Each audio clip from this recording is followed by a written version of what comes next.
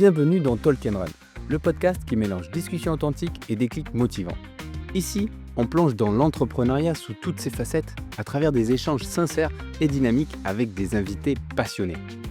Sport, business, recrutement, influence, vente, échec, réussite, tout y passe. Sans filtre, comme une bonne course du dimanche matin entre potes. Chaque série d'épisodes nous plonge dans un univers pour comprendre les parcours, les défis et surtout les résultats. Que vous soyez entrepreneur, à la recherche d'inspiration ou simplement curieux, Talk and Run est là pour vous motiver et vous apporter des clés concrètes. Dans cette nouvelle capsule du kilomètre zéro, l'idée est simple. On découvre une personne à travers un sujet qui la passionne. Un échange sans filtre pour comprendre un parcours, une vision et ce qui l'anime vraiment. Aujourd'hui, on parle d'un sujet qui me tient à cœur, la place de la femme dans l'entrepreneuriat.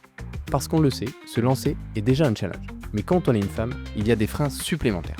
Avec moi, Marion Carnero, une entrepreneure qui a su s'imposer et qui va nous partager son parcours, ses galères et ses conseils. Quels sont les vrais obstacles? Comment les dépasser? Comment encourager plus de femmes à se lancer? C'est ce qu'on va voir ensemble. N'oubliez pas, ici on parle vrai. Salut Marion. Salut, Enchanté. enchantée aussi. Merci pour l'invitation. Avec plaisir. Merci d'être venu dans ce podcast dont la première capsule est par personne. Donc, ça veut dire qu'on va rester 1 heure ensemble et on va pouvoir discuter sur une thématique qui sera autour de la femme et de l'entrepreneuriat. Et on va parler aussi de ton parcours, histoire de faire un tour complet. Ok, ça marche. Alors, pour commencer, on va essayer de faire un petit icebreaker. C'est un jeu pour essayer de détendre l'ambiance et attaquer pour comprendre un petit peu qui est Marion. Donc, le but du jeu, c'est vraiment que je te pose à peu près 5 à 10 questions. Le but, c'est pas de réfléchir et de prendre le temps, c'est vraiment d'y répondre rapidement et de se retrouver à la fin pour voir un peu si tu es compétitrice ou pas. Mais je pense que tu as un petit lien avec le sport, donc ça va être le cas. Ok. Let's go. Si ton business était un sport, ça serait lequel? Marathon, donc la course. Nickel. Plutôt sprinteuse ou marathonienne dans l'entrepreneuriat? Ah, marathonienne. Ton rituel avant une grosse prise de décision, comme un athlète de haut niveau, ça serait quoi? Bien dormir et bien manger. Nickel.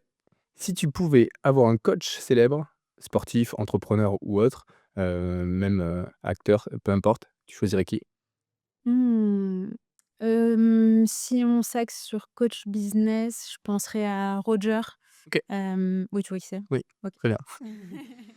Que tu connais? Pas Pas du du tout. tout? OK. Mais dont j'écoute le podcast. Ah OK. Si ton entreprise devait être une team de sport, ou une team dans un sport, ça serait laquelle? Une team de sport. Waouh, c'est une super bonne question. Déjà, ça serait une petite team parce qu'on n'est pas nombreux. The. Ça serait une équipe féminine OK. et voilà, mais j'ai pas de parallèle qui me vient là. OK. Bon, ça peut être genre l'équipe de hand, tu vois, de Ah oui, de j'aime beaucoup France, tu l'an vois? ouais, ouais, ouais, allez, Un pourquoi pas. peu de contact, Ouais, souvent devant, champion, mais exactement. pas tout le temps, OK. Ensuite, le sport, que tu aimerais tester, mais que tu n'as jamais testé? Un sport que je n'ai jamais testé, le golf. Mais je OK, crois et que tu aimerais tester? bah, en fait, ça m'intrigue parce que je OK. vois qu'il y a quand même pas mal d'entrepreneurs, qui en font et cetera. Je suis pas sûre que ça soit ma tasse de thé, mais bon, il y a que les cons qui changent pas d'avis, donc j'aimerais bien, me faire mon propre avis. OK, très cool.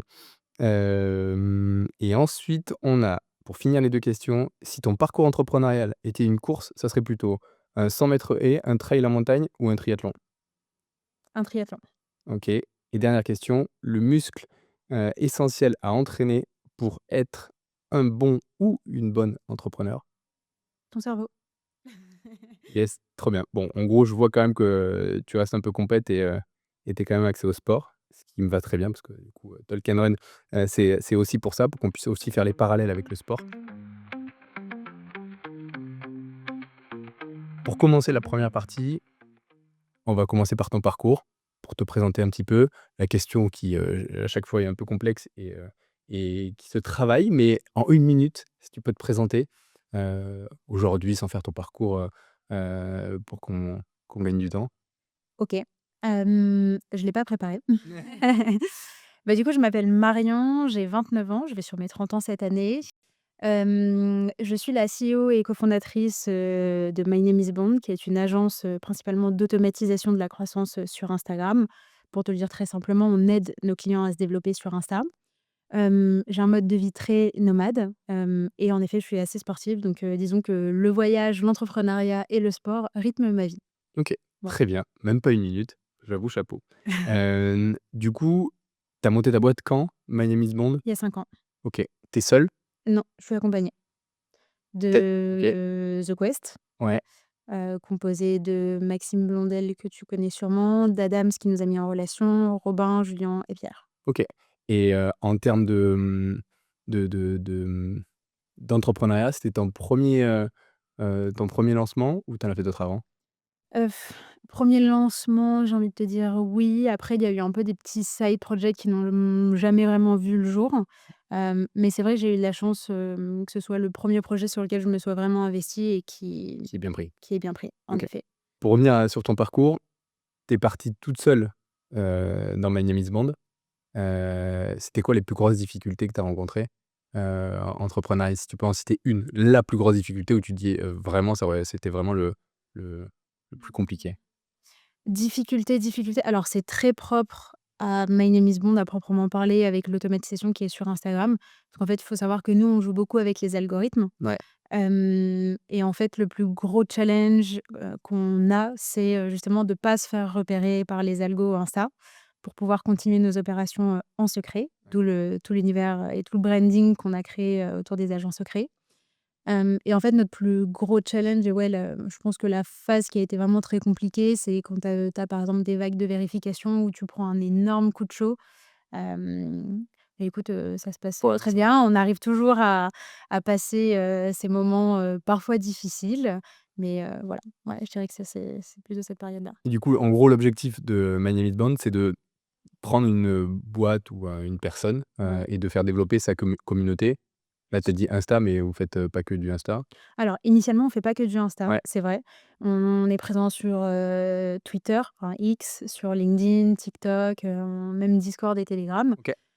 Mais, Mais info exclusive, là, on a changé complètement notre positionnement, notamment parce qu'en fait, on s'est rendu compte que 90 de nos clients nous sollicitaient pour Instagram et qu'en fait, c'était un peu se disperser que d'être présent sur tous les réseaux sociaux parce qu'en fait, à un moment donné, si tu as envie de développer ta boîte, bah, tes possibilités de développement, elles sont un peu, infimes et c'est compliqué parce que tu sais pas où tu as envie de donner de l'intensité.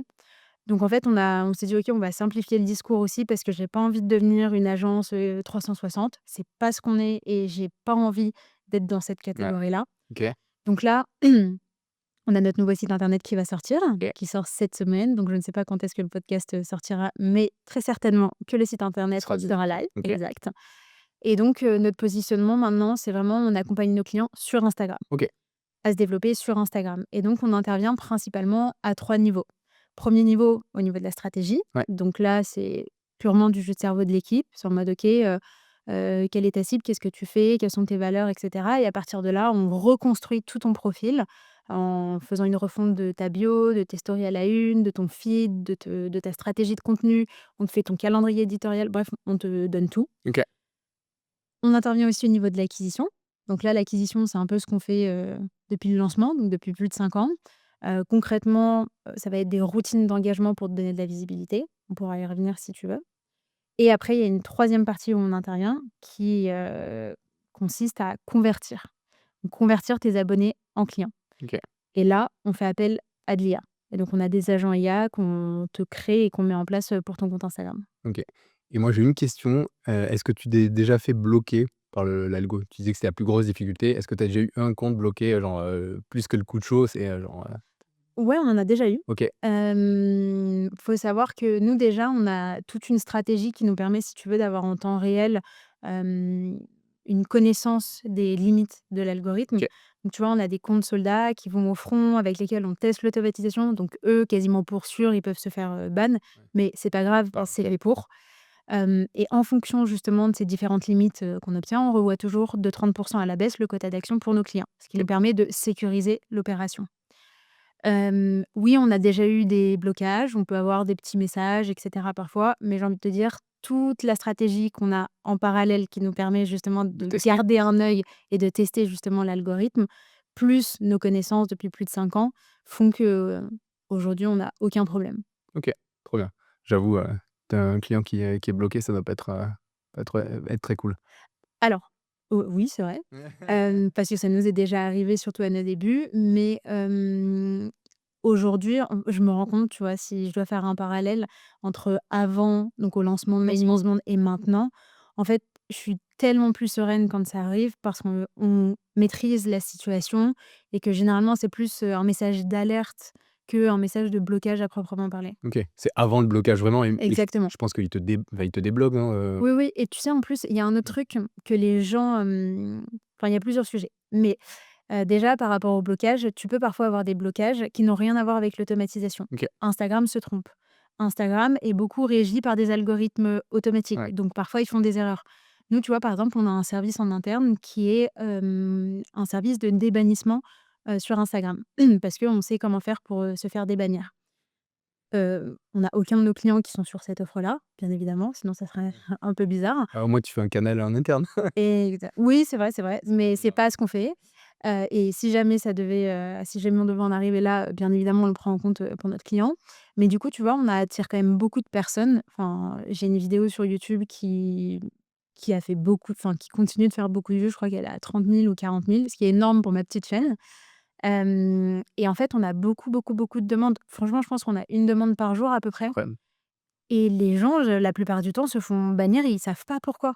C'est une erreur parce qu'il y a des bugs sur Instagram. Oui, puis ils ont une zone de risque, donc en fait ils cut, eux ils préfèrent plus cutter que passer en fait. Ouais, et puis il y a un autre aspect, qui est de comprendre, tu vois, là, ça touche plus au bannissement slash, shadow ban. Parce qu'il y a beaucoup de personnes qui ont peur, qui sont réticents par rapport à l'utilisation, de l'automatisation, parce qu'il y a des bruits qui courent, qui disent que l'automatisation, ça peut, te faire shadow ban ton compte Ça et se cetera. voit, ouais. Exactement. En fait, ce qu'il faut comprendre, c'est que Instagram, sa seule source de revenus, c'est la pub. Ouais. Mais quelqu'un qui fait bien son automatisation n'a pas forcément besoin de publicité. Donc ça veut dire quoi pour Instagram? Ça veut dire que tu vas dépenser moins chez eux, donc ils vont gagner moins d'argent. Tu vois la Ouais. logique qu'il y a derrière? Et en fait, sur le papier, techniquement, ils sont pas en mesure de savoir qu'on fait de l'automatisation. Parce qu'on utilise des proxys, qu'on utilise des clés 4G. En fait, on est connecté depuis un téléphone. Donc ils ne peuvent pas savoir que c'est de l'automatisation. Le seul truc qu'ils peuvent te dire, c'est: «Ah, c'est bizarre, tu fais beaucoup d'actions, ça ressemble à de l'automatisation». Mais, heu, aujourd'hui, les réseaux sociaux, ça peut être une source, d'acquisition et Ouais, tu donc peux de mettre une revenus personne à qui est plein temps, énorme. voire 2 personnes, Exactement. OK, trop bien. Sauf que c'est des actions qui sont hyper chronophages, tu vois? Oui, mais après, pour le prouver pour, Insta, c'est impossible. C'est impossible, bien sûr. À part si vraiment tu abuses et que là, pour la peine, tu fais vraiment trop d'actions, là, Ouais, mais c'est et encore ouais, une fois, ouais, sur le papier, ils sont en incapacité de te dire: «C'est de l'automatisation». et puis personne peut le prouver. Exactement. J'aime bien avoir cette question parce que ça touche l'entourage. Comment, il a réagi quand tu t'es lancé sur tes projets? Alors, ça dépend quel entourage. Ah mais de manière globale. Ouais, OK. Quand je me suis lancée, déjà, en gros, si tu veux, j'ai toujours un peu baigné dans l'univers de la start-up parce que je OK. savais que j'étais pas faite pour les grands groupes, donc j'ai jamais, comment dire? J'ai jamais fréquenté ce milieu. Ouais, Et en fait, le jour où j'ai compris que je ne voulais plus bosser pour les autres et que j'avais envie de me lancer dans l'entrepreneuriat, j'ai appelé mon pote qui était le mieux placé à ce moment-là dans l'entrepreneuriat, à savoir Maxime, OK. qui bossait à l'époque, chez The Family. Donc je l'ai appelé, je lui ai dit: «Écoute Maxime, c'est bon, j'en ai marre et tout, j'ai envie de me lancer, on monte un truc ensemble». Donc mon entourage, proche, mes potes et cetera, bah, forcément ils sont contents. En plus, bah, tu vois, tu avec le copain et cetera, donc très cool. Côté famille, c'était pas la même chose. OK. Pas la même chose parce que, bah, forcément, tu suis pas les codes, parce que tu sors de ce système, parce que, tu comprends, faut pas s'associer avec ses amis, ça se passe toujours mal, parce que: «Mais attends, tu vas jamais aussi bien gagner ta vie que si tu bossais pour quelqu'un», en gros, tu es pas capable, quoi. C'était un peu ça. Oui, tu en es pas capable et eux, ce qu'ils ont souvent, c'est la partie, plus, risque ou ce qui va pas et la Ouais. peur finalement, la peur de tu réussiras pas, tu feras pas ou Mais ce que je peux complètement comprendre, tu vois, avec un peu de recul, je me dis: «Oui, en effet, quand tu es parent, ce qu'il y a de plus sûr, c'est que ton enfant travaille pour quelqu'un parce que tu sais que tu travailles, à la fin de ton mois, tu as ton salaire». ouais, Oui et encore aujourd'hui, c'est pas tout à Ouais, fait, on n'a plus autant de sécurité, mais eux, ils ont jamais vraiment trop c'est entrepris, donc surtout ils ça. comprennent pas trop, tu C'est vois? plus le décalage que tu as entre, Ouais. entre le mode de vie d'avant et le mode de vie d'aujourd'hui. Je pense que Exactement. tu as dû avoir la même réflexion quand tu as commencé à dire: «Je vais voyager assez régulièrement». Je pense que c'est à peu près le même mood que tu as eu en Après, je voyageais déjà pas mal. tu voyageais déjà beaucoup avant? Bah, en fait, tu vois, genre, quand j'étais en études, dès que je pouvais, je partais à l'étranger. Donc, tu vois, j'ai vécu à Londres, j'ai vécu en Espagne, j'ai vécu à Dubaï. OK, Hem, donc tu avais déjà ce ouais, ce flow-là. Mais je vois qu'on a à peu près les mêmes moods, en tout cas sur l'appréhension de l'entrepreneuriat. Après je pense que ça va changer, sur la Gen Z par exemple ou pour eux, ça sera vraiment la normalité ouais. et du coup ça rentrera dans un cadre qui sera quand même différent, mais tu vois quand même qu'il y a un frein du, on a en tête l'échec alors que, bah, il y a beaucoup de personnes qui vivent de leur boîte, que ce soit les restaurateurs, qu'on voyait avant. Mais c'était plus dur, pas le même, état d'esprit, plus de labeur, plus de travail et du coup, on n'a pas le même mood, on a la même, Et su approche. et surtout, je pense que, avant, enfin, en tout cas, c'est l'image que j'en ai, peut-être qu'elle est fausse, mais je trouve qu'avant, pour entreprendre, on avait tous cette image de, bah, vas-y, si en fait, si tu veux être un entrepreneur, tu dois avoir une idée de génie, tu dois révolutionner le marché. Alors qu'en fait, aujourd'hui, tu te rends compte qu'en fait, pas du tout. Tu pas obligé de enfin, tu pas besoin d'être dans l'innovation pour entreprendre. Tu peux très bien faire une agence, de copywriting, tu peux être boulanger, tu peux enfin, tu vois, tu pas obligé de révolutionner le monde. Faut juste que tu répondes à un besoin. Ouais, bah, comme le classique du business, hein, commerce de bouche, tu es pas obligé de créer bah, quand tu vois les Big Mama ou autres, ils ont pas révolutionné le milieu, ils ont fait un produit, ils ont adapté Exactement. mais Mais ils ont réussi, tu vois, sur un secteur qui était très, qui est pas si digitalisé que ça. Tu vois, avec leurs connaissances et leurs compétences marketing, communication, ils ont quand même révolutionné, leur milieu d'une certaine manière, je trouve. oui, bah, alors moi je suis pas certain que ce soit une révolution en soi, Non, c'est vrai. parce que tu as un produit et ils ont juste, plugué des éléments un peu différenciants, le fait de pas, réserver par exemple, Ouais, mais en soi, le produit, tu vas manger une pizza, elle est juste plus chère que les autres quoi, en vrai, sur le tu papier, vois? c'est ça. Et Complètement. après ils avaient du cash, mais c'est comme les entrepreneurs, on parle tous de levée de fonds, Mmh. est-ce que tu as levé toi? Non, jamais. Voilà, tu vois? Tu es pas obligé de lever. La startup, le milieu de la startup fait que, on va lever des fonds, on va aller chercher. Toi, tu peux monter ta boîte, tu vois? Il y a beaucoup de solopreneurs. Le but, c'est pas forcément de faire du solopreneur, mais quand tu montes ta boîte, tu peux réussir sans lever des fonds, être, le produit innovant de l'année. Sans passer dans BFM Business. Exactement. Quel est ton plus grand soutien? Parce qu'on a parlé des freins un petit peu, côté famille plutôt, en tout cas frein, non soutien à Mmh. 100 mais ton plus grand soutien du coup, pour l'entrepreneuriat?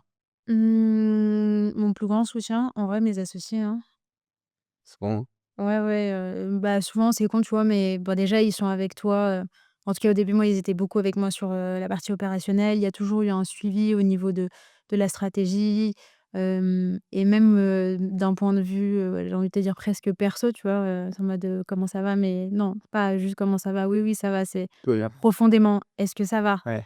«C'est quoi tes questions en ce moment par rapport au projet, par rapport à ci, par rapport à ça?» et le fait de vivre toutes ces montagnes russes ensemble, ça aide, ça forge et en plus le fait qu'on soit initialement potes, forcément, ça donne un petit cachet supplémentaire. Ouais, mais je trouve que c'est ce qui manque généralement. Tu vois, quand les mecs se montent leur boîte ou autre, tu as soit ce mentor, soit cette personne Ouais. avec toi, avec qui tu parles. Alors toi, c'est tes associés, mais il y en a beaucoup qui ont pas ce mode-là d'échange. Mmh. Que finalement, c'est la discussion. Qu'est-ce que je vis actuellement? Est-ce que c'est normal? Est-ce que je suis dans le dur? J'ai juste besoin d'échanger parce que j'ai des problématiques auxquelles j'arrive pas à répondre et je trouve que c'est ce qui manque dans l'entrepreneuriat donc à chaque fois arriver à avoir soit, un mentor, soit un allié Ah, dans le c'est business. hyper important et même des gens en dehors de ton business Bah, c'est parce pour que, ça. tu as quand même vachement, la tête dans le guidon et c'est bien de réussir à prendre du recul, et tu vois, aujourd'hui, bah, j'ai un peu constitué quand même tout un groupe aussi, de potes, qui sont eux aussi entrepreneurs. Et je dirais pas que j'ai un mentor. Tu vois, j'en ai pas, c'est vrai. La dernière fois, je me suis posé un peu, je me suis posé la question en mode: «Est-ce que ça me manquerait pas?» tu vois, d'avoir un mentor qui m'aiderait justement à accélérer, à structurer et à la fois, en fait, je suis entourée de tellement d'entrepreneurs, au quotidien. J'ai pas encore répondu à la question, mais en tout cas, je me sens bien aujourd'hui, tu vois? Bien accompagnée et en effet, je trouve que ton environnement, il joue pour beaucoup. Je vais te donner un exemple, tout con, mais tu vois, par exemple, le fait de prendre la parole sur les réseaux sociaux, bah, en fait, quand tu as aucun de tes potes qui le fait, tu sais, tu te sens un petit peu plus, tu te sens moins à ta place et tu te sens moins légitime de le faire. Alors que quand tout le monde le fait autour de toi, ça devient ta norme Ouais, et en fait, tu as juste envie de OK, tu t'es lancé sur les réseaux, mais maintenant tu as envie d'exceller sur les réseaux parce que tu sais que tous tes potes sont aussi dans le même bateau. ouais, je suis d'accord et puis même tu peux parler de sujet. Alors que quand tu l'as pas fait, Forcément. moi ça fait que 2 mois, mais on est à peu près dans le même cas en décalage, mais je suis d'accord sur n'importe quel sujet d'ailleurs. Dès que tu parles avec tes potes et que tes potes le font, déjà tu entames la discussion plus rapidement Mmh. ou en tout cas elle vient et tu as l'impression d'avoir du soutien. Faut-il que ce soit des vrais potes, mais le but c'est vraiment d'avoir cet entourage-là. Moi je suis pas hyper fan du mot mentor, après c'est perso, hein, mais il y a aussi comment psychologiquement tu réagis avec une seule personne ou je trouve que c'est un peu réducteur de dire que tu as besoin de cette personne-là et tu la qualifies de mentor. Finalement, on a tous des mentors et tu vas les chercher à des moments donnés de ta vie, tu vois? Avoir un seul mentor finalement, enfin, moi je Ouais, trouve que je suis pas hyper aligné avec ça en tout cas perso. OK, je comprends, je pense que je suis à peu près d'accord avec toi. Juste moi, ce que je perçois d'un mentor ou en tout cas l'idée que je m'en fais, c'est quelqu'un, tu vois, qui, c'est un peu comme si c'était ton toi, futur. Ouais. Quelqu'un qui est exactement là où tu as envie d'être et qui va pouvoir t'accompagner dans certains de tes choix au quotidien. Et c'est peut-être pour ça que j'ai jamais trouvé de mentor, hein, c'est que Bah, je j'ai pense peut-être la même vision que toi. ouais et puis enfin c'est hyper réducteur et puis même, ça veut dire qu'il faut qu'il ait exactement, qu'il soit aligné sur plein de valeurs. Parce que moi, c'est le Ouais, je problème du comprends. menteur, du mentor, c'est qu'il soit aligné sur ma vision personnelle, Mmh. ma vision, sportive, mon alignement, de tous les jours, le qu'est-ce que je veux être? Est-ce qu'il est vraiment? C'est-à-dire que tu te vois, dans lui, enfin, en tout cas, tu te vois, comment il est, En vrai, et c'est c'est peut-être quoi ses l'image que objectifs? toi tu te fais, d'un mentor. Bah, c'est un peu ça. Mmh. Bah, c'est ce que tu viens de dire, en vrai. Oui, parce que ouais, parce qu'après sinon c'est des coachs. Parce qu'après, tu vois, en effet, tu peux te prendre des coachs, plein de coachs différents, sur des aspects encore une fois, tu vois, ça peut être un coach, par rapport à, je sais pas moi, ton copywriting, Ouais, mais même le peut business. Par contre, autant, le mentor, de manière générique, je suis pas hyper fan de ce mot-là, même si ouais. on peut l'adapter. Mais par contre, pour le business, tu dis: «OK, ce mec-là, il est arrivé à, j'en sais rien, à, 30 boîtes et il gère 500 personnes». OK, lui, il va t'apporter plein de solutions ou de Mmh. réponses à des problématiques de step. Mmh. Et là, ça va t'avancer et ça va te donner, de la force, de la possibilité de répondre à tes questions. Mais au final, le fait d'avoir un entourage et différentes personnes qui soit sont déjà au même niveau que toi, Mmh. plus des mecs qui sont au plus haut, bah là, tu fais le mentor, avec tous tes potes, quoi. Oui, c'est vrai. Au final, c'est, Ouais, je suis plutôt d'accord. ça. Très inspirant en tout cas. J'aime bien me parler de sujets, je suis un peu toqué sur certains trucs. D'ailleurs, petite question en parallèle, tu manges quoi le matin? Petit déj, Je c'est quoi mange ton pas. repas? OK. Jusqu'à quelle heure? Bah, jusqu'au déj. OK. Ouais, je O skippe le Petit intermittent, un petit jeûne intermittent. exactement. Volontaire ou genre tu faim et Volontaire, maintenant oui, c'est OK, volontaire, mais en vrai, j'ai pas spécialement faim le matin. OK. Je mangeais le matin quand je faisais ma préparation, du marathon parce que Ouais. je courais le matin et quand tu te tapes, 15 kilomètres le matin et que tu sais que tu vas, jeûner qu'à partir de 13h, donc ouais, tu as besoin d'un peu d'énergie, mais non, je mange pas le matin. OK. Et toi, tu manges quoi? Moi généralement c'est un petit déjeuner, je crois que c'est finlandais, c'est une crème Bodwig. Donc en gros c'est, un laitage, donc soit tu mets du lait, de vache, soit tu mets du lait, végétal, avec, des, graines, donc il peut y avoir amandes, pavot ou autre, Oui. que tu vas moudre. Fruits, donc banane écrasée, poire, et après tu modules en fonction de la saison, pommes, du raisin ou autre et je mets de la purée d'amandes et Bien complet. ouais, mais généralement Ça a alors, l'air bon, hein? j'ai pas très faim le matin, mais généralement c'est une crème au duc, ouais, donc mais sain, moi. Sain, assez, copieux parce que genre j'ai besoin d'énergie. Là, je pourrais pas tenir jusqu'à midi sans manger. Tu vois? C'est Clairement, une c'est question impossible. d'habitude. Non, je peux pas. Je brûle beaucoup, donc En vrai, je te jure, c'est une question d'habitude. Je suis en train de regarder un reportage justement sur le fasting, ouais, sur Arte, que j'ai pas terminé parce que je me suis endormie devant hier. nickel. Mais hyper intéressant et en effet, si puisque c'est vrai que le fasting, on en parle de plus en plus, Ouais. ou jeûne intermittent ou jeûne tout court et en vrai, il y a un vrai effet, bénéfique, sur ton corps. C'est comme si ton corps se régénérait à 100, tu vois? Ouais, mais je mange très tôt, du coup, c'est à dire que je fais presque les 12 heures, moi, le matin de jeûne. Mais Ah ouais? tenir jusqu'à en gros, je mange à 20h. Ah oui, OK. Et du coup, le matin, je pourrais petit déjeuner à genre 9h-10h. Ça me Mmh. va. Par OK. contre, tenir jusqu'à midi, ah impossible. Enfin impossible. En vrai, il faudrait que je teste. C'est juste que tu as habitué ton cerveau comme ça. Oui, sûrement et puis même tu t'ancres des habitudes donc Oui, forcément, exactement. tu as l'habitude, tu te dis que et en fait si tu manges pas, ça passe parce que des fois tu manges pas et ça Tu fonctionne oublies. donc après ça dépend ce que tu fais le matin, si tu as couru ou pas Oui. mais petit aparté sur le petit déjeuner, merci pour le parcours. On va essayer de passer sur le sujet qui nous intéresse, en tout cas moi qui m'intéresse et je pense que toi aussi. Aujourd'hui, en vrai, il y a quand même pas mal de femmes qui ont monté leur entreprise. Je crois que le chiffre, c'est entre 30 et 45 de femmes dans l'entrepreneuriat, ce qui est plutôt pas mal, même si, c'est pas, la majorité. Hem, Est-ce que toi, tu as senti qu'il y avait un décalage, entre, les hommes et les femmes, entre le nombre de femmes que tu voyais dans ton écosystème à toi Mmh. quand tu as monté et aujourd'hui, quand tu as tes 5 ans d'expérience en tant que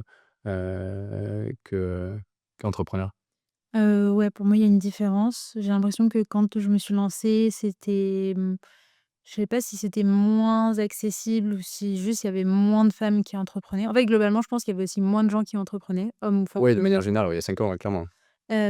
Qu'aujourd'hui, c'est beaucoup plus d'actualité. J'ai presque envie de te dire, c'est une tendance, tu vois? C'est limite, C'est la mode. «Quoi? Ouais, je Tu confirme. pas de Ouais. side business?»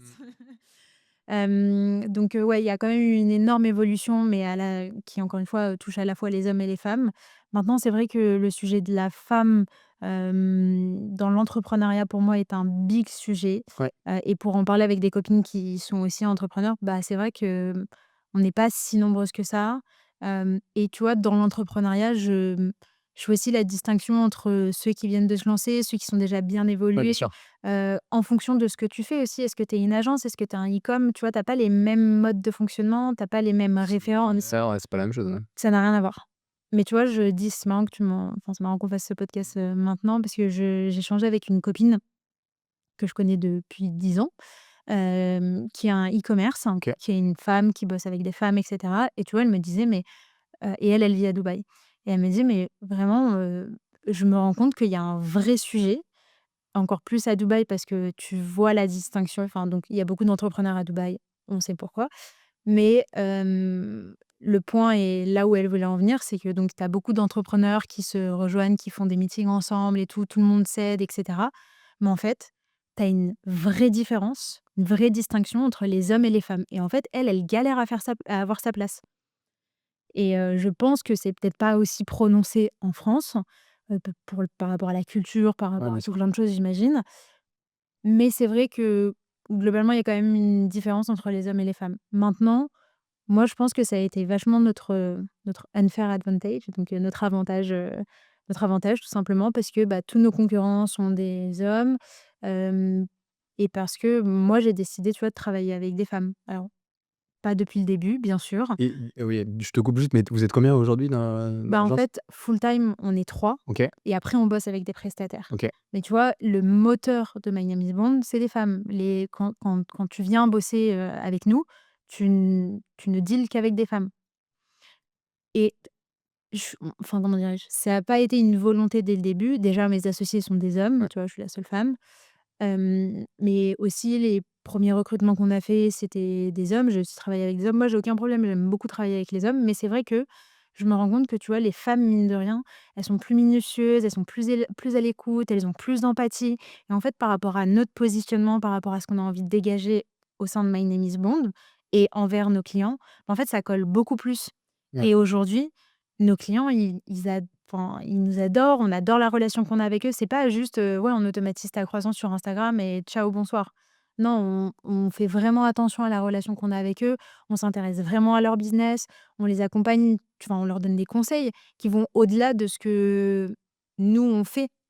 Donc, ouais, ça va un petit peu plus loin et je pense que les femmes ont tout autant leur place, que Clairement. les hommes, mais après c'est vrai que tu vois le secteur de l'automatisation, c'est pareil, c'est un secteur, bah, c'est un peu dans la tech et tu as beaucoup, beaucoup d'hommes. Oui, ça va dépendre des secteurs en vrai. Tu vois, il y a Ouais. beaucoup de secteurs où il y a plus de présence et là où il faut à chaque fois nuancer et tu as des secteurs où il y a plus de femmes que d'hommes. Mais globalement, les créations d'entreprises, c'est pas forcément, un secteur où il y a des femmes. Alors on peut débattre sur plein de sujets, le pourquoi, est-ce qu'il y a un frein à l'entrée? Est-ce que c'est une volonté? Est-ce que c'est, culturel? Mais je pense qu'il y a aussi le fait d'être esseulé et tu vois, et pas forcément compris dans un monde qui, de base, initialement, composé d'hommes Mmh. de manière générique. Bah, du coup, c'était différent il y a 5 ans, mais aujourd'hui, c'est encore le cas quand même. Tu vois, où tu arrives et tu parles avec des associés qui sont que des hommes, tu fais des réu avec que des hommes. Bah, en vrai, tu te retrouves quand même avec un frein, même de légitimité où tu dis: «Bah, en vrai, tu vois, genre, pourquoi moi, tu peux être jugé?» Tu vois? Et moi, il y a tous ces sujets, de fond où, Hem, tu pas, il y a tu te parlais de pseudo-communauté, il y a Villa là, Willa, Oui, qui est oui. juste à côté, qui était, rue du Sentier, qui sont décalés un petit peu rue du Sentier. Je trouve que le mood, de créer des communautés, est hyper intéressant pour le développement et pour le fait que les femmes, alors je suis pas là à dire, faut qu'il y ait 50-50, c'est pas le sujet, et c'est pas du tout, ma philosophie. Mmh. C'est plus de dire qu'il y ait pas des personnes, que ça soit, là on parle des femmes ou ça peut être une autre minorité, mais ou une femme qui veut entreprendre, qui ait pas de frein, parce que c'est une femme, Mmh. tu vois? Et de dire: «Beh, j'ai une communauté, j'ai des, mentors ou des Mmh. personnes qui ont déjà fait», et quand tu as ça autour de toi, bah, tu le fais beaucoup plus, tu vois? En vrai. Ah oui, 100. Et et toi, est-ce que tu as ce mood-là où, tu essayes d'accompagner, de faire un travail sur heu, sur alors soit tes potes, soit d'intervenir pour dire que, bah, en vrai, la femme pour moi c'est important, j'ai envie de partager mon expérience, d'accompagner aussi, Mmh. parce que tu vois, genre, c'est même si tu es pas associé d'une boîte, tu peux accompagner et aider.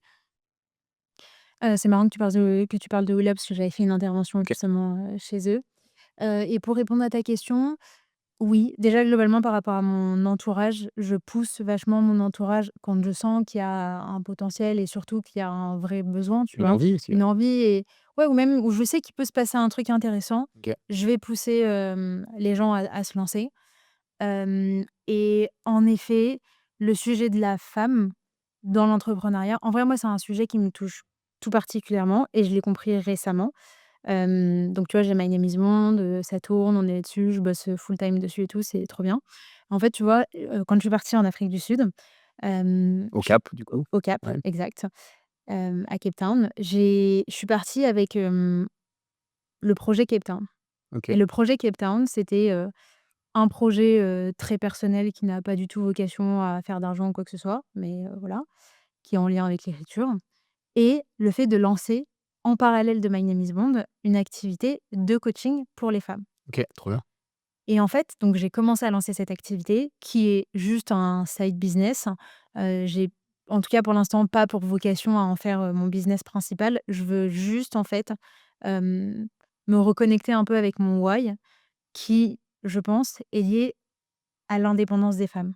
Parce que moi, tu vois, chez moi, j'ai vécu avec un modèle qui est pas du tout le modèle que moi je prône aujourd'hui et le fait d'avoir vécu dans un modèle, tu vois, où la femme était pas spécialement indépendante et cetera, bah, je pense que c'est ce qui a fait que j'ai les caractère que j'ai aujourd'hui et que j'ai cette volonté d'être indépendante et ça peut être indépendante, financièrement parlant, géographiquement parlant.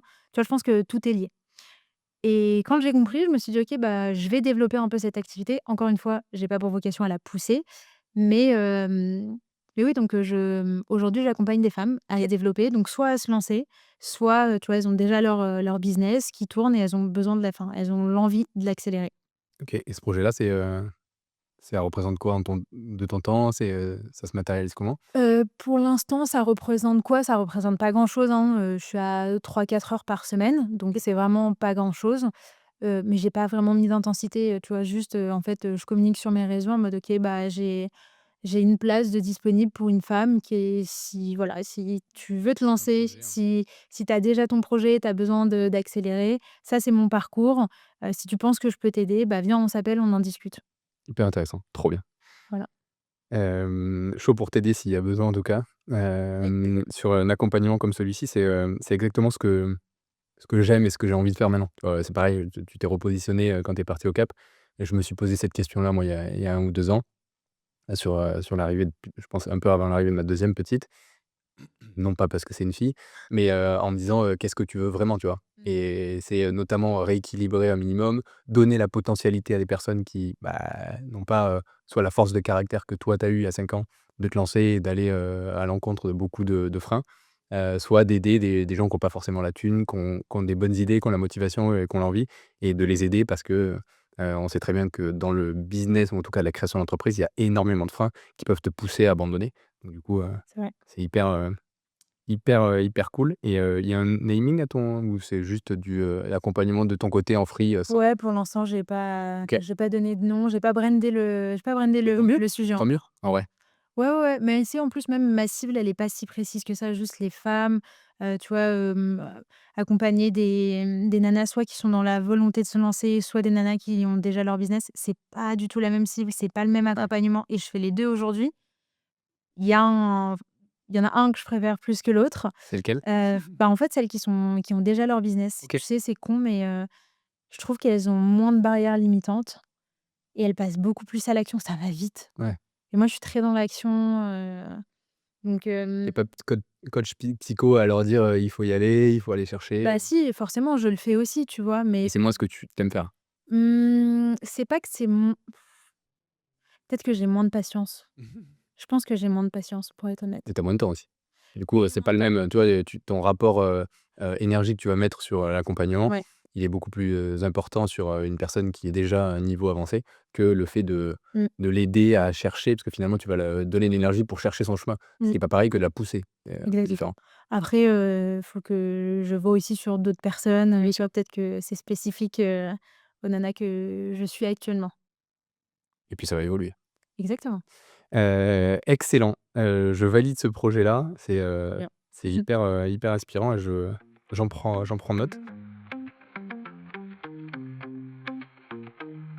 Un autre sujet qui est souvent, hyper intéressant, c'est plutôt les barrières que tu as rencontrées.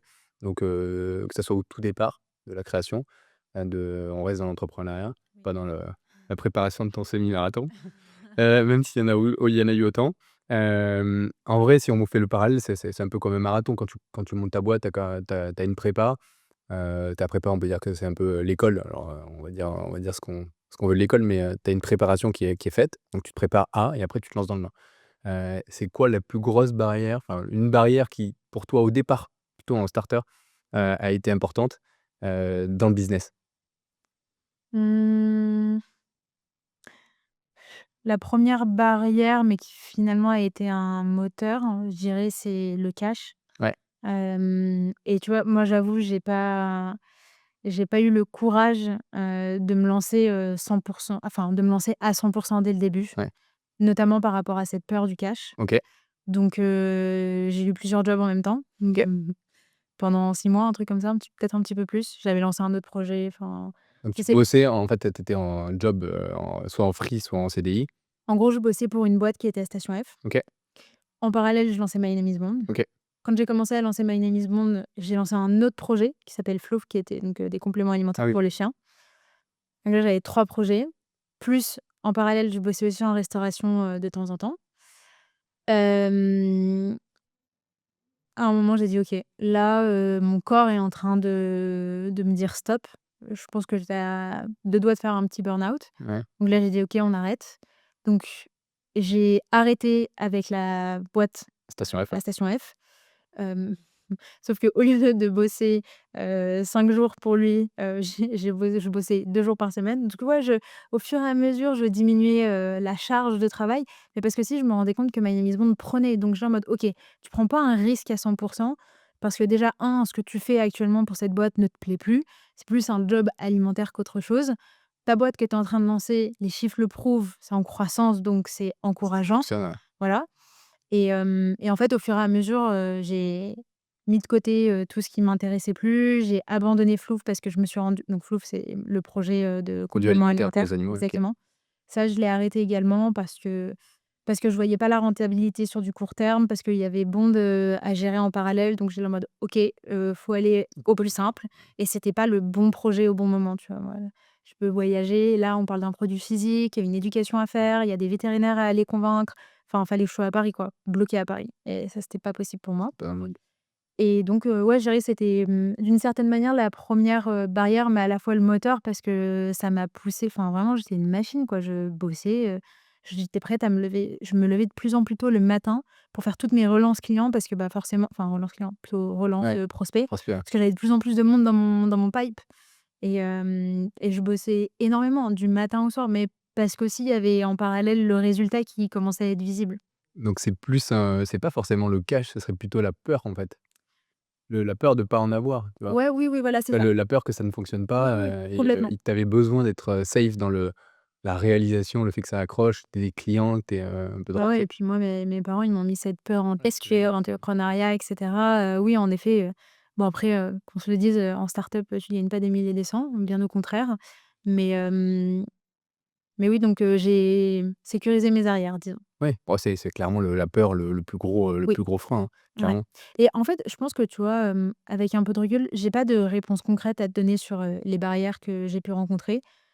Mais si je réfléchis aux moments durs que j'ai eus ou que j'ai vécu, bah, en fait, ouais, c'est la peur. Peur de, peur de pas y arriver, donc tu remets tout en question. Je sais pas, nous, on a eu de la chance, on a eu une chance incroyable, c'est que pendant 3 ans, on était en croissance. En fait, le jour où on n'a plus été en croissance, on a été en décroissance, moi, j'ai remis ma vie en question, hein J'ai et rappelé le mec de Station F, tu me non, ouais, peut-être pas mal. Non, non, non, pour rien au monde, je reviendrai dans ma vie d'avant, ça, c'est sûr. Mais c'est vrai que, c'est marrant parce que j'en ai fait un post LinkedIn hier à ce sujet. C'est que pendant longtemps, j'ai cru que ma valeur personnelle était liée aux chiffres de ma boîte. Et en fait, ta vie, elle est chaotique, hein, si tu vis comme ça. C'est et c'est dû à terrible. quoi, tu penses? Je pense que, tu sais, tu tellement, tu te donnes tellement et puis c'est le début, tu te lances dans l'entrepreneuriat donc tu es très attiré par les chiffres. Tout le monde te parle de: «Hein, je fais tant, hein, j'ai levé tant» et cetera donc forcément, il y a un élément de comparaison. Ouais. Mais en vrai, quand tu creuses, enfin, c'est tellement pas représentatif parce que les gens parlent de CA, mais OK, c'est quoi tes marges? Et même, c'est quoi tes marges? Toi, tu as combien? Enfin, en fait, je pense qu'aujourd'hui, ça sert à rien de comparer parce qu'on a tous des vies différentes, on a tous un rythme de vie qui est différent, on a tous des objectifs différents Surtout, ouais. et donc en fait, tu vois, quelqu'un qui, je te dis une bêtise, génère, plus de 50 de marge à la fin de l'année et qui peut l'avoir en perso, bah, fine, mais peut-être que toi, enfin, ça te servira à quoi? À rien. Donc peut-être que tu es très bien aussi dans ta situation et tout ça, tu l'apprends pas au début. En fait, tu l'apprends au fur et à mesure, à force de te comparer. Après, tu deeps un peu le sujet et toi, tu communiques sur quoi comme chiffre? OK, mais dans le fond, ça veut dire quoi? Et qu'est-ce que ça veut dire pour toi? Ouais, mais ça fait partie de l'accompagnement, finalement. Parce que les personnes qui t'accompagnent ou qui font partie de ton entourage, eux, normalement, ils savent. Et tu vois, avec l'expérience que tu as et les questions que tu t'es posées, tu peux dire aux personnes que tu accompagnes en disant: «Mais en vrai, qu'est-ce que tu veux, tu vois, Mmh. de ta boîte? Est-ce que tu veux que ce soit, heu, travailler 3 jours par semaine? Ouais. Est-ce que tu veux que ce soit, charbonner pour faire, 2 000 000 et être blindé?» Pourquoi pas, tu vois? Ouais, ouais, Ou évidemment. juste profiter de tes enfants, partir à 17 h et par contre, tu as envie que la boîte, elle pète un petit peu. Donc chacun va avoir son niveau de pourquoi, donc ton why est hyper important. Et donc on joue à des jeux différents. Exactement. La vie est un jeu et on joue tous à des jeux différents et je suis hyper d'accord avec toi, tu vois? Par exemple, moi, j'ai, une copine qui a un e-commerce, elle joue, au jeu de la revente, dans 5 ans, tu vois? Et elle va sortir, donc là, aujourd'hui, sur le papier, c'est pas celle qui gagne le plus, mais potentiellement sur dans 2 ans, tu vois? Enfin, juste, c'est un autre jeu. J'ai des potes qui sont freelance, qui n'ont plus de boîte maintenant, qui sont à leur compte et qui travaillent 3 jours par semaine et qui gagnent plus que je ne sais Mmh. combien de personnes. Enfin, encore une fois, c'est la vraie question, c'est est-ce que toi, tu es bien où tu es aujourd'hui dans les conditions dans lesquelles tu es? Pour tenir longtemps, en tout cas. Pour ouais, après pour tenir longtemps, je sais pas parce que, mine de rien, tu vois, tes envies, elles évoluent. Oui, puis On en parlait tout à l'heure si tu te le poses, si tu poses cette question du pourquoi, tu vas tenir longtemps. Alors que si tu te les poses pas, bah, tu vas te retrouver à: «Ouais, mais en fait, ça fait 4 ans que je fais ça et c'est pas du tout ce que je veux» et ouais, du en coup, fait, tu peux arrêter. faut avoir à minima un petit plan. Ouais, C'est vrai. bah, ton plan que tu revois tous les ans, tous les 2 ans, tu Exactement. te le reposes, mais c'est obligé de l'avoir ce plan Oui, oui, oui, tout à et fait. il y en a beaucoup qui partent, ou qui sont pas accompagnés, Ouais. et si tu fais le parallèle avec les femmes, peut-être qu'il y a aussi ce manque de suivi, d'aide et de réflexion, tu vois? En se disant, «Beh, moi, on m'a pas forcément inculqué le business parce que dans ma scolarité ou dans mon entourage, je l'ai pas». Mmh. Beh, comment tu fais pour leur inculquer cet élément-là qui est en vrai un élément de base? Ouais, c'est vrai. Que ça soit pour ton business ou pour ton perso. Il y a peu de monde quand ils se lancent, pense à ça. Alors on pense au business plan, on pense à ton, régime juridique, tu vois? Mais par contre, le pourquoi pour toi aujourd'hui, c'est quoi? Mmh. Qu'est-ce que tu veux? Dans 2 ans, dans 3 ans? Pas Mmh. obligé de regarder dans 10 ans, tu vois? Mais on se le pose pas. C'est vrai. Et le pire, c'est pas le pire, mais tu vois, tu as ton pourquoi, tu sais pourquoi tu fais ce que tu fais, tu sais les objectifs que tu veux atteindre. Une fois que tu as atteint tes objectifs, il se passe quoi? Mmh. Ça, c'est dur aussi. C'est une grosse remise en question. Mais le ouais, mais c'est une telle remise en question là et quand tu arrives, à, faire tourner une boîte où tu étais dans l'opérationnel avant Mmh. et tu ne l'es plus, tu dis: «Mais en fait, je sers à quoi?» Ouais. Tu as même ta légitimité de, ben voilà, j'ai fait, comment je me Ouais, c'est reconcentre? pour ça que je continue à garder un pied dans l'immigration. Ouais, c'est peut-être sur ça. Non, mais c'est vraiment, ça fait partie des syndromes qui sont hyper importants Mmh. psychologiquement. Tu as le premier, c'est, j'ai peur, donc j'ai pas ma place parce que et après tu as, bah, j'ai pas ma place à un autre endroit parce que finalement, où on t'attend, c'est pas, rester dans la prod toute la journée, d'être présent, tu as une légitimité à pas faire de prod et ton taf en vrai, en tout cas si tu veux. Chapeauter le tout, Ouais, soit ça chapeauter, mais si tu le veux. Moi, j'ai plein de potes, ils sont contents dans l'OP, ça les fait vibrer, bien sûr. c'est trop cool. Par contre, si, toi, ton envie elle est pas là, bah, pourquoi tu es là-dedans, tu vois? Ouais, ouais, je suis d'accord, 100. Si ça tient pas, ça tient 1 an ou 2, il faut toujours faire des efforts et tu as cette résilience-là. Mais après, tu sors d'une zone, bah, quand tu arrives dans la zone, dans la pièce, il y a personne, tu es tout seul, bah, c'est là d'avoir un entourage qui l'a déjà fait ou qui est déjà passé par là, c'est intéressant. Mmh. Donc sortir de la zone et avoir plusieurs, jeux, c'est bien ça. Est-ce que tu as eu un gros échec entrepreneurial, que tu peux assimiler au fait que tu sois une femme? Tu vois? Quelque chose qui, on t'a fermé une barrière. On t'a dit genre en gros, «Non, c'est mort», on te l'a pas dit ouvertement. Moi, ma meuf, on lui avait clairement dit: «Ah, on va pas vous recruter là», mais parce qu'elle était enceinte, tu vois? Mmh. Est-ce que tu penses ou tu supposes qu'il y a eu des freins ou des échecs ou un truc négatif parce que tu étais une femme? Mmh, je crois pas. J'ai rien qui me vient en tête encore une fois. Après potentiellement, tu vois, il y a des choses que je vois pas, heu, enfin, je sais qu'il y a beaucoup de personnes qui, font des raccourcis dans leur tête et même ont une vision de la femme qui est très, bizarre et qui leur est propre. Mais tu le ressens ça quand même, Mmh, ou pas? est-ce Est-ce que que tu ressens des gens qui genre, te jugent ou alors, tu sais qu'il y a quelque chose? qui Tac. me jugent, pas forcément. Oh quoique, en fait si, peut-être un peu. Bah, Moi, moi, je tu suis vois. pas une femme mais je le vois, tu vois? Ouais, ouais, Donc ouais. Non, non, mais si. Moi, c'est juste que moi, je vis un peu dans mon monde et j'aime voir la réalité comme j'ai envie de la voir, tu ouais. vois? Donc j'essaye de pas trop m'attarder sur ce genre de choses. Maintenant, comme je t'ai dit, moi, j'ai quand même toujours un peu un pied dans l'opérationnel. Je fais toujours des sales parce que je trouve que déjà, un, ça me fait kiffer. 2, ça me permet de, en fait, d'avoir un retour terrain au quotidien et donc de savoir si on pilote bien la boîte, si on va dans la bonne direction et cetera. Et c'est vrai que parfois, on tombe sur des clients, sur des leads qui sont des gens qui nous négligent et qui nous méprisent, mais ça se sent dans leur regard, ça se sent dans le ton de leur voix et mais moi j'aime bien parce que je le prends un peu comme un comme un jeu, tu vois? Genre, moi mon objectif, c'est à la fin de te montrer qu'en fait je suis plus intelligente que toi Ouais. et mais c'est vrai que, qu'on a certains clients enfin du coup c'est des prospects, tu vois? Qui sont tellement, peut-être pas irrespectueux, mais Ouais, mais si, hein. presque, tu Ouais, vois? ouais. C'est Ouais, ça je c'est vois. border qu'en fait, tu vois, je suis en mode: «Oui, oui, oui, bah, on vous envoie un mail récap» et en fait, non, je vais pas t'envoyer parce que j'ai pas envie de bosser avec toi, en fait. Ouais, c'est fou, c'est fou. Et je pense qu'on le voit moins dans la partie business où tu as un peu de tech et encore, je pense que enfin, en fait, à partir du moment où c'est matérialisé, tu le vois pas, tu vois? À partir du moment où il y a une preuve, tu le vois pas. Dès que le mec est en caméra ou il y a quelqu'un qui connaît pas, c'est un peu touchy. Mais moi, j'ai eu beaucoup, beaucoup de remontées de ma meuf. Moi, ça me rend ouf, de personnes, par exemple, dans le retail, Ouais. qui en abusent, tu vois? Ouais. Genre, de toucher la main, de faire des allusions. Mmh. C'est incroyable aujourd'hui de faire ça ou de lâcher des mots en réunion, qui sont quand même, genre assez ouf. Ouais. Et c'était pour voir si tu avais un exemple d'un jour. Ah Mais ouais, non, mais ça, là-dessus bah, après nous, on est full digital donc ouais, c'est pour ça. c'est voilà et en plus, tout est enregistré Ouais. donc je pense Te qu'il faut permets moins. Mmh. pas ouais, il faut Même si tu sens un peu, le mood, quoi. ouais, ouais, mais tu vois, des exemples qui vont plus dans le sens de ce que ta meuf a pu, vivre, franchement, on n'en a pas.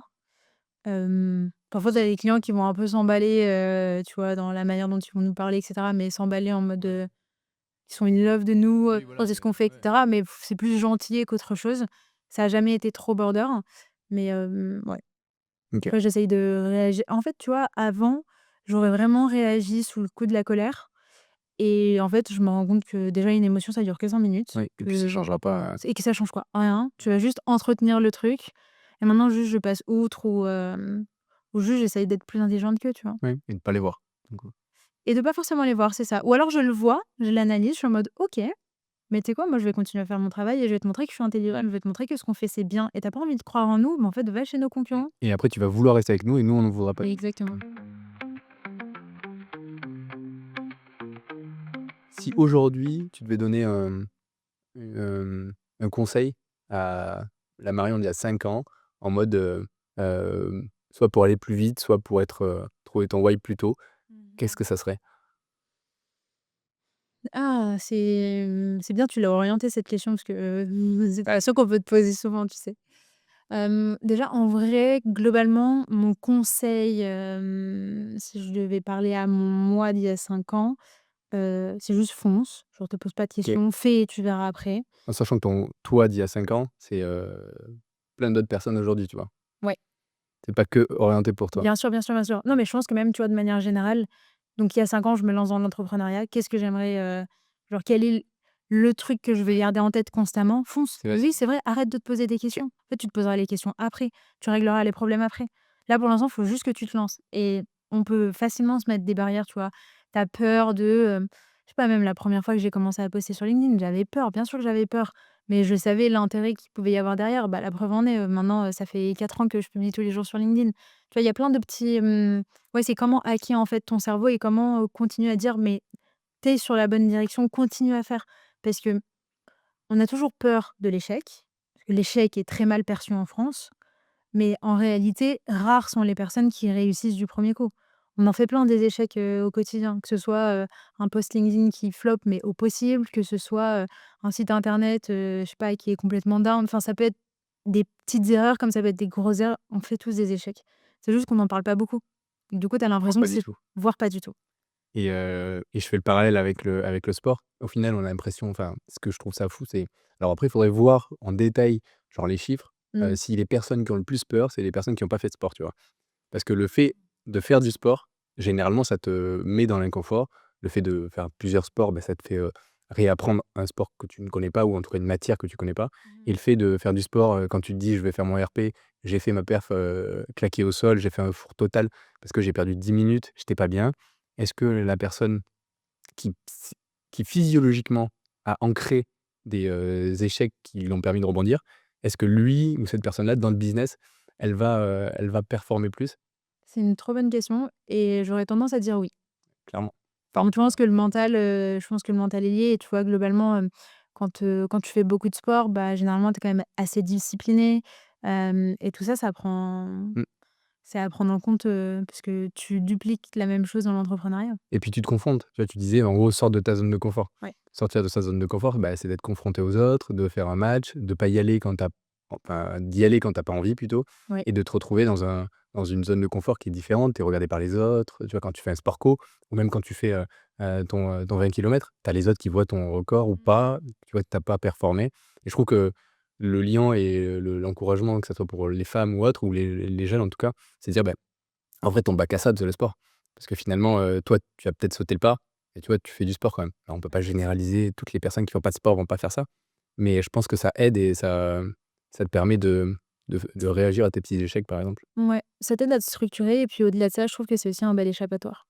Si on décorrèle un peu la perf de la perf, c'est une belle échappatoire, tu vois? Quand tu en as marre, quand, tu as mal à la tête ou quoi que ce soit, hein. Bon, moi, en l'occurrence, je cours, par exemple. Très facile, tu mets tes baskets, tu peux même aller courir que 5 kilomètres. Mmh. Bah, ça te fait du bien, tu prends l'air. Tu pas obligé de mettre de la musique, tu peux aussi te recentrer sur toi. Ouais, c'est un bon moyen de couper aussi. Ouais et de te recentrer, je pense que c'est déjà pas mal et tu peux Ouais. réfléchir à ton why pendant que tu cours, au lieu d'écouter de la musique et ne pas être, Écoute, demain matin, quand j'irai courir, j'y penserai. exactement. Comme ça, tu fais des petites notes. Moi, je m'arrête en faisant mes runs des fois, comme un gros débile, je C'est suis là vrai. à noter, ouais et en fait Moi aussi, parfois, j'ouvre une note, genre run, j'ai moi j'ai ma décidé note qu'il faut run et du coup, je note des trucs qui sont hyper intelligents des note fois. run? Ouais, en gros, je Genre note toutes mes trucs de quand je cours.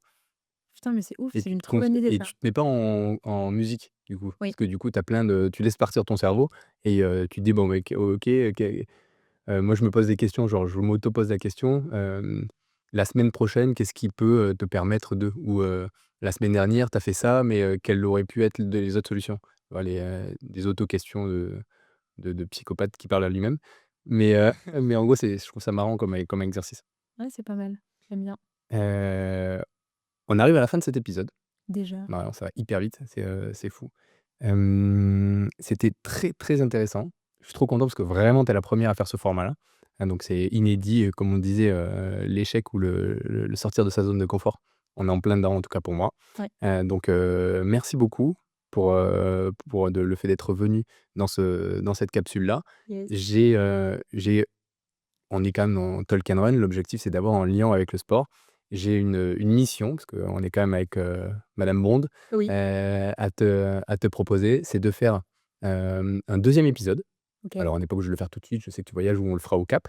Mais ça va être un peu plus compliqué pour la prod. C'est de faire un deuxième épisode en run et de filmer le tout pour essayer de faire quelque chose de propre avec, ça sera pas forcément des notes, mais ça serait le fait de parler 20-30 minutes en courant sur un autre sujet. On peut continuer autour de la femme et de l'entrepreneuriat, ça me va très bien.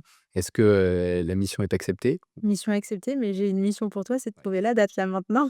Enfin, on a le temps. Je rigole. Ça, pas de souci sur la Non, date. mais Moi, je m'adapte, je peux me déplacer, donc bah, pas de écoute, souci. tu vas être servi là. Je peux donner pas mal de destinations, tu me diras laquelle tu Bon, choisis. on va trouver une date, mais en tout cas, si tu OK, on se fait, Très chaude. run en courant, Avec grand filmé, plaisir. bonne capta, quand il pleut, ça peut être très marrant. Mais en tout cas, Flemme-neige. merci beaucoup d'avoir parlé d'un sujet, moi, qui me touche particulièrement. Je vais essayer de voir comment on peut, même déployer le coaching ou t'accompagner, et t'aider, ou aider les personnes que tu accompagnes. Avec plaisir. Ça serait avec grand plaisir. Donc merci beaucoup pour le temps et Marion, je te dis à bientôt pour le run et le prochain podcast. Et ben merci à toi pour l'invite. Merci beaucoup.